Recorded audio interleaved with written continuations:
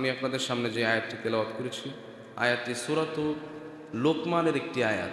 সূরা লোকমান, মানুষের নাম আছে না লোকমান, এই লোকমানের একটা আয়াত, সূরাতু লোকমান। এই লোকমান কে ছিল? উনি ছিলেন একজন ওলিউল্লাহ, আল্লাহর একজন ওলি। আবদুন সালিহ কানা আবিদান সালিহা, তিনি ছিলেন একজন নেককার বান্দা, নবী না। আমাদের নবীর পূর্ববর্তী ব্যক্তি ছিলেন, আমাদের নবী আসারও অনেক আগে তিনি আসছেন। তো উনি ছিলেন একজন আবেদ, আবদুন সালেহ, একজন নেককার বান্দা, ওলিউল্লাহ, আল্লাহর একজন ওলি। কিন্তু কোরআনে পৃথিবীতে আরো অনেক আল্লাহর ওলি ছিল না? ছিল কি না? নবী ছিল, ওলি ছিল, কিন্তু আল্লাহর এই ওলি লোকমান আলাইহিস সালাম, তিনি কেমন একজন ওলি ছিলেন যে আল্লাহ তার নামে একটা সূরা ডেডিকেট করে নাজিল করেছেন। সুবহানাল্লাহি ওয়া বিহামদিহি, তার নামে একটা সূরাই কোরআনের মধ্যে আল্লাহ দিয়েছেন। আল্লাহু আকবার। কেমন ছিলেন এই ব্যক্তি, কি ছিল তার গুণ, কি ছিল তার মর্তবা? আসুন আমরা জানার চেষ্টা করি। আল্লাহ আমাদেরকে সঠিকভাবে জানার ও আমল করার তৌফিক দান করুক, পারে না আমিন। আমি যে আয়াতটি তেলাওয়াত করেছি, আয়াতটিতে আল্লাহ রাব্বুল আলামিন বলেন, وَلَقَدْ آتَيْنَا لُقْمَانَ الْحِكْمَةَ أَنِ اشْكُرْ لِلَّهِ। আল্লাহ বলছেন, ওয়ালাকাদ আতাইনা, আমি দান করেছি, আমি দিয়েছি লোকমানকে দিয়েছি। কি দিয়েছি? আল্লাহ বলছেন হিকমত দিয়েছি। পড়েন সুবহানাল্লাহ। আল্লাহ নিজে বললেন, আমি লোকমানকে হিকমত দিয়েছি। কেমন হিকমত? হিকমত কি? হিকমত এক জিনিস, এলেম আর এক জিনিস। এলেম মানে জ্ঞান। এলেম মানে কি? জ্ঞান। এলেম অর্জন করে না, তলবে আলেম বলে না? যারা মাদ্রাসায় পড়ে ওদেরকে কি বলে? তলবে আলেম, তলিবুল ইলম যাদেরকে বলা হয়, জ্ঞান অন্বেষণকারী। এলেম মানে হচ্ছে জ্ঞান। কোরআন থেকে একটা আয়াত পড়বেন, অর্থ জানবেন, এটাকে বলা হয় জ্ঞান। কি বলা হয়? আর সেই জ্ঞানকে আমি আপনাদের সামনে কিভাবে এক্সপ্লেনেশন করব, কিভাবে উপস্থাপন করব, কিভাবে প্রেজেন্ট করব, এই মেকানিজমকে, এই টেকনিককে কিভাবে উপস্থিত করলে আপনাদের বুঝতে সুবিধা, আমাকে আমার বুঝাতে সুবিধা, আপনাদের আমল করার জন্য সহজ হবে, এই যে টেকনিকটা, এই যে বালাগাতটা, এইটাকে বলা হয় হিকমা। কি বলা হয়? হিকমত। এলেম অনেকের আছে, কিন্তু হিকমত সবার নাই। অনেকে আছে অনেক কিছু জানে, কিন্তু সমাজে বলতে পারে না। আছে না নাই? যে জানে তাকে বলা হয় আলেম, আর যে বলতেও পারে, জানেও বলতেও পারে, যার ভিতরে এই দুই গুণ আছে, তাকে বলা হয় হাকিম। লোকমান আল হাকিম, লোকমান হাকিম বলা হয়। শুনছেন না কখনো? লোকমান হাকিম প্রজ্ঞাময় ব্যক্তি, অনেক প্রজ্ঞা আল্লাহ তাকে দান করেছিলেন। হিকমত, মানুষের মাঝে কিভাবে কথা বলতে হবে। অনেক ক্ষেত্রে একটা বিরোধী দলের প্রোগ্রাম হচ্ছে, সেখানে গিয়ে যদি আমি আমার দলের স্লোগান দিই, ওখানে মাইর খাইতে হবে না? তারপরে বিরোধী দলের একটা প্রোগ্রামে কোনো একটা ভুল হচ্ছে, ওই ভুলটা যদি সরাসরি আমি ধরায় দিই, আমি তো ভালো কাজ করছি না? ভুল ধরায় দেওয়া ভালো কাজ না? কিন্তু সব জায়গায় ভালো কাজ করলে কি চলবে? কিছু জায়গায় চুপ থাকতে হবে। কি করতে হবে? চুপ থাকতে হবে, নতুবা পানিশমেন্ট। এই জন্য এই যে ট্যালেন্টটা, এই যে ইন্টেলিজেন্ট, এই ব্যাপারটাকে বলা হয় হিকমত। কি বলা হয়? হিকমত। কারো এলেম আছে, হিকমত নাই। আবার কারো হিকমত আছে, এলেম নাই।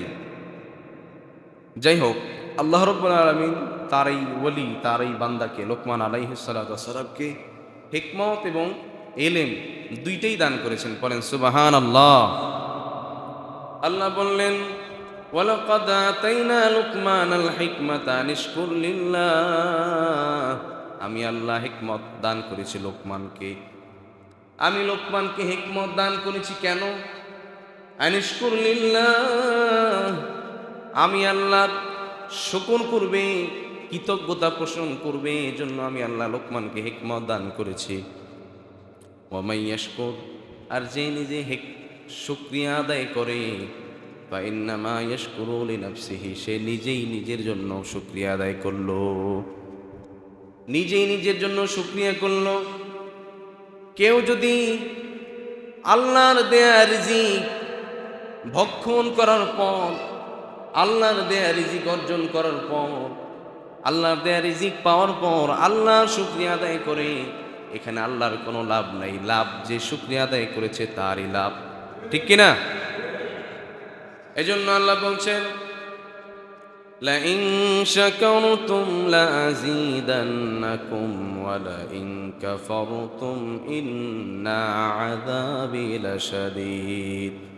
লাইন শাকারতুম, ও বান্দা শোনো, যদি তোমরা আমি আল্লাহর শুকরিয়া আদায় করো, আমার রিজিক পাওয়ার পরে আমার শুকর আদায় করলা, লাযীদান্নাকুম, আমি আল্লাহ তোমাদের রিজিক আরো বাড়িয়ে দেব, পড়েন সুবহানাল্লাহ। আর যদি ওয়ালা ইন কাফারতুম, আর যদি কৃতজ্ঞতা পোষণ না করো, তবে জেনে রাখো ইন্না আযাবি লাশাদীদ, আমি আল্লাহর আযাব বড় কঠিন। পড়েন নাউযুবিল্লাহ। আল্লাহ বলছেন, শুকর করলে আমি আল্লাহ তোমাদের রিজিক বাড়িয়ে দেব, তোমাদের টাকা বাড়িয়ে দেব, তোমাদের ধন দৌলত বাড়িয়ে দেব, তোমাদের বাড়ি গাড়ি বাড়িয়ে দেব। শুকর করলে বরং নিজেরই লাভ। শুকর করলে কার লাভ? বুঝেন নাই? শুকর যদি করা হয়, আল্লাহ আমাকে অনেক রিজিক দিছে, আমি যদি আল্লাহর শুকরিয়া করি, আলহামদুলিল্লাহ, এতে লাভ কি আল্লাহর না আমার? আমার লাভ। এজন্য আল্লাহ বলছেন, ওয়া মান ইয়াশকুর, যে নিজে শুকরিয়া আদায় করে, ফা ইন্নামা ইয়াশকুরু লিনাফসিহি, সে নিজে নিজের জন্য শুকরিয়া করলো। এখানে আল্লাহর কোনো লাভ লস নাই।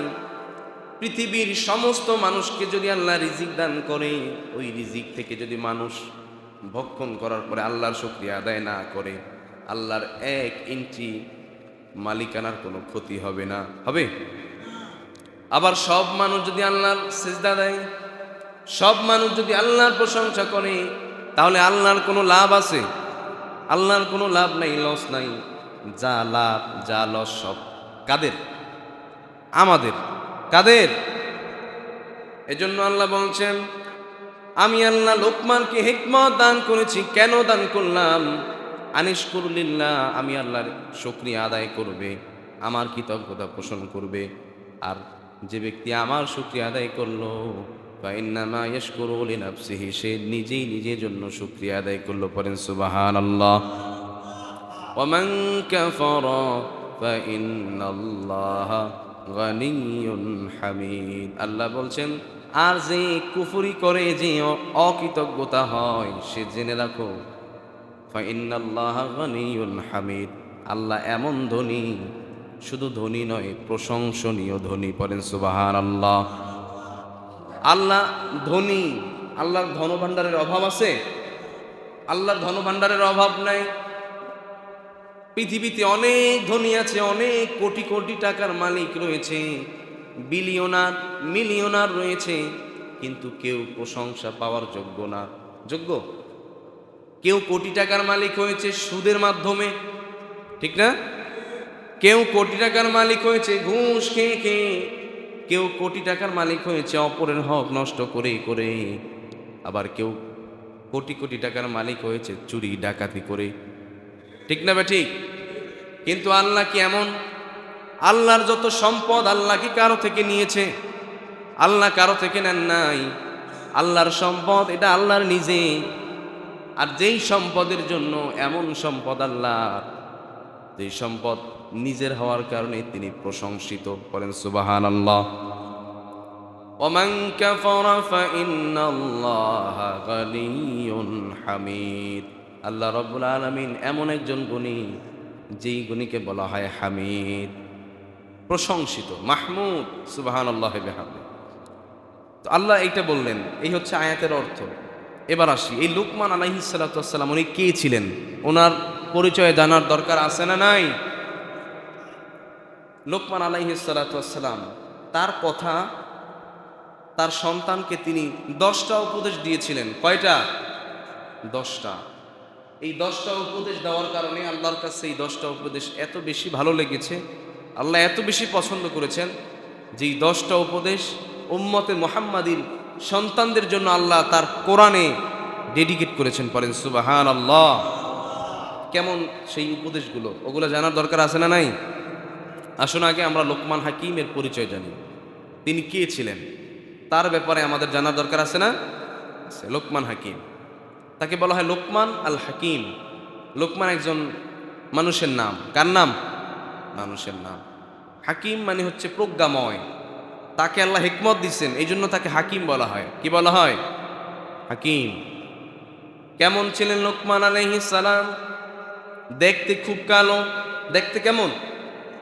খুবই কালো, দেখতে তেমন সুন্দর না। হাতগুলো ছিল লম্বা লম্বা, হাতগুলো লম্বা লম্বা, ঠোঁট ছিল কালো কিন্তু মোটা, অনেক মোটা ঠোঁট। কালো মানুষের ঠোঁট যদি মোটা হয় আর ঠোঁটও যদি কালো হয়, দেখতে একটু খারাপ লাগে না? এই লোকমান আলাইহিস সালাতু ওয়াস সালামের সূরতটা তেমন ভালো ছিল না, কিন্তু তার সিরাতটা এত ভালো, এত বেশি ভালো যে এই সিরাতের কথা আল্লাহ কোরআনের মধ্যে তুলে ধরেছেন। পড়েন সুবহানাল্লাহ। এজন্য আল্লাহ রাব্বুল আলামিন বলেন, বান্দা তোমার দেহ ভালো, তোমার শরীর দেখতে সুন্দর, তোমার শরীর টাইট ফিট, তোমার শক্তি আছে, তোমার অনেক পাওয়ার, কিন্তু ওই পাওয়ার আমার কাছে কোনো দাম নাই। পাওয়ারের কোনো দাম নাই, দাম আছে তোমার অন্তরের তাকওয়ার। পড়েন সুবহানাল্লাহ। এজন্য আল্লাহ বলছেন, ইন্না আকরামাকুম ইনদাল্লাহি আতকাকুম। আল্লাহ বলছে, বান্দা নিশ্চয়ই আল্লাহর কাছে তোমাদের মধ্যে সবথেকে দামি ওই ব্যক্তি যার অন্তরে আল্লাহর তাকওয়া রয়েছে বেশি। পড়েন সুবহানাল্লাহ।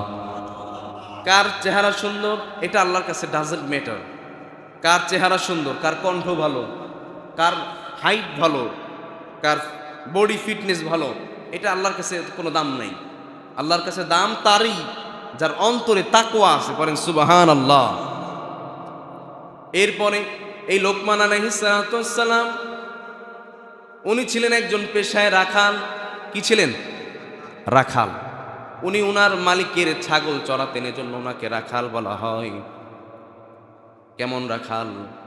দিনের বেলা তিনি তার মালিকের গোয়াল থেকে, যেই ঘরের মধ্যে ছাগল রাখা হয়, ছাগলের ঘর থেকে ছাগলগুলোকে বের করে তিনি বাহিরে নিয়ে যান। কোথায় নিয়ে যান? বাহিরে নিয়ে যান। বাহিরে নেওয়ার পর মাঠের মধ্যে নিয়ে যান। ছাগল ঘাস খায়, প্রাকৃতিক খাবার ছাগল খায়। তিনি ছাগলগুলো পাহারা দিচ্ছেন। পাহারা দেওয়ার পর এই ছাগল যখন দিন ফুরিয়ে সন্ধ্যা চলে আসতো, তিনি ছাগলগুলোকে নিয়ে মালিকের বাসায় চলে যাইতেন। যাওয়ার পর দেখতেন তার পেছনে শত শত লোক হাজির হয়ে গিয়েছে। বলেন সুবহানাল্লাহ। তার সাথে সাথে শত শত লোক। তার মালিক দেখলো, লোকমান তোমার পেছনে কেন এত মানুষ? লোকমান বলে, আমি জানি না।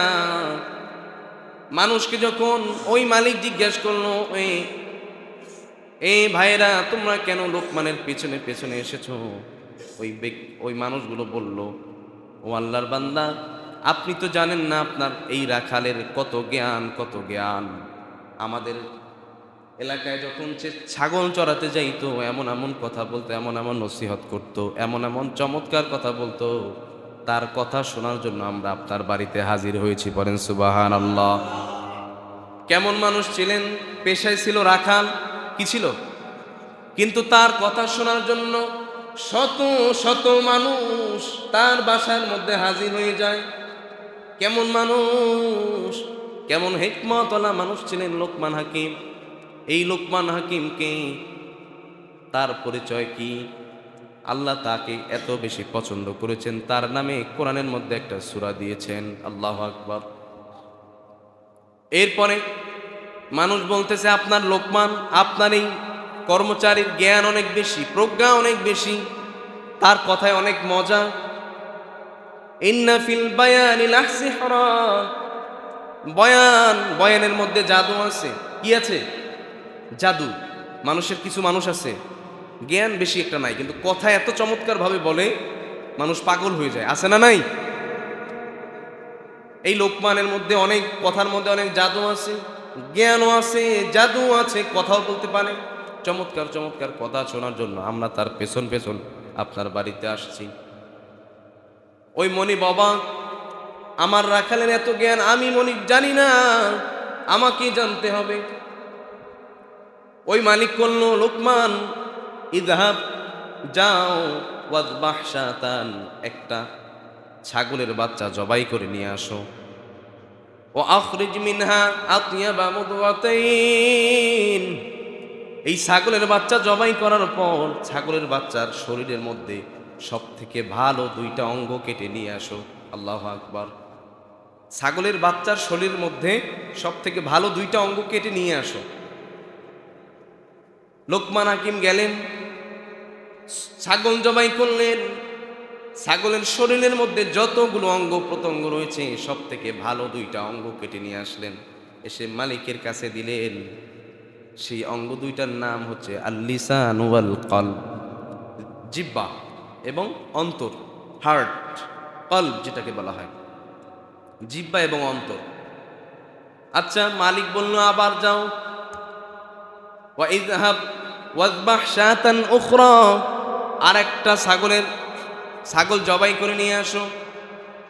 ওয়া আখরিজ মিনহা আখবাসা মুদগাতাইন, আর ওই ছাগলের শরীরের মধ্য থেকে যে দুইটা অঙ্গ সব থেকে খারাপ খারাপ দুইটা অঙ্গ কেটে নিয়ে আসো। লোকমান হাকিম গেলেন, যাওয়ার পর ছাগলের শরীর থেকে আবারও ওই দুইটা অঙ্গ কেটে নিয়ে আসলেন। বলা হয় লিসান ওয়াল কলব, জিহ্বা এবং কলব, এই দুইটা অঙ্গ আবারও কেটে নিয়ে আসলেন। মালিক অবাক হয়ে জিজ্ঞাসা করলো, লোকমান, এই কেমন কথা তোমাকে বললাম, খারাপ দুইটা অঙ্গ আনতে তুমি জিহ্বা এবং হার্ট আনলা, কলব আনলা, আবার বললাম ভালো অঙ্গ নিয়ে এসো, তুমি আবার জিহ্বা এবং কলব আনলা কেন? এই দুইটাই কেন ভালো, এই দুইটাই কেন খারাপ, ব্যাখ্যা করে দাও। লোকমান হাকিম বললেন, মালিক, আপনি জানেন না, একটা প্রাণের শরীরের মধ্যে যদি তার জিহ্বা এবং অন্তর ভালো হয়, তার থেকে ভালো আর কেউ দুনিয়াতে হতে পারে না। পারে? কোন মানুষ যদি দেখতে খারাপ কিন্তু তার কথায় অনেক মধু, তার অন্তরটা নরম, তার অন্তর ভালো, এমন যদি হয়, তার থেকে শ্রেষ্ঠ মানুষ আর আছে? আবার একজন মানুষ দেখতে অনেক সুন্দর, অনেক টাকার মালিক, অনেক কোটি কোটি টাকার মালিক, কিন্তু তার অন্তরটা হচ্ছে নোংরা, অন্তরটা কালো, মানুষের সাথে শুধু হিংসা, হাসাদ, মানুষের সাথে শুধু অহংকার করে, জিহ্বা দিয়ে শুধু মানুষকে কষ্ট দেয়, মানুষকে গালি দেয়। তার মানে শরীর যদি ভালো চান, জিহ্বার অন্তরকে ভালো করতে হবে। শরীর যদি খারাপ চান, জিহ্বার অন্তর খারাপ হয়নি, শরীর খারাপ হয়ে যায়, তাই না? এই ছাগলের শরীর থেকে কেন লিসান এবং কলব নিয়ে আসলাম ভালো হিসেবে? কারণ মানুষের শরীরের মধ্যে জিহ্বা এবং অন্তর যদি ভালো হয়, মানুষটা ভালো হয়ে যায়। আর মানুষের শরীরের মধ্যে জিহ্বা এবং অন্তরটা যদি খারাপ হয়, ওই মানুষের থেকে একটা পশু অনেক ভালো হয়ে যায়। পড়েন নাউযুবিল্লাহ। কেমনে ভালো হয়? আল্লাহ বলছেন, উলাইকা কাল আনআম বাল হুম আদাল, আমি আল্লাহ যাকে অন্তর দিয়েছি বুঝে না, কান দিয়েছি শুনে না, মুখ দিয়েছি, চোখ দিয়েছি সঠিকভাবে দেখে না, তার থেকে খারাপ আর কিছু হতে পারে না। উলাইকা কাল আনআম বাল হুম আদাল, তারা হচ্ছে কাল আনআম, চার পাওয়ালা জন্তুর মতো। শুধু কি তাই? শুধু তাই নয়, চার পাওয়ালা জন্তু তার থেকে অনেক ভালো। তার মানে বোঝা যায়, মানুষের শরীরের হৃদয় আর মুখ যদি ভালো হয়, মানুষটা ভালো হয়ে যাবে। আর মানুষের শরীরের হৃদয় আর মুখটা যদি খারাপ হয়, এই মানুষের থেকে খারাপ আর দুনিয়াতে আর কেউ আছে? সবাই কথা শুনেন আমার। এই পরীক্ষা করার পরে তার মালিক তাকে বলল, লোকমান, তোমাকে আমি আজাদ করে দিলাম, যাও, আজকে থেকে তুমি তোমার এলেমকে, তুমি তোমার হিকমতকে, তুমি তোমার উইজডমকে প্রচার করো, প্রসার করে দাও, চতুর্দিকে ছড়িয়ে দাও। করেন না সুবহানাল্লাহ। এই ছিল লোকমান হাকিম।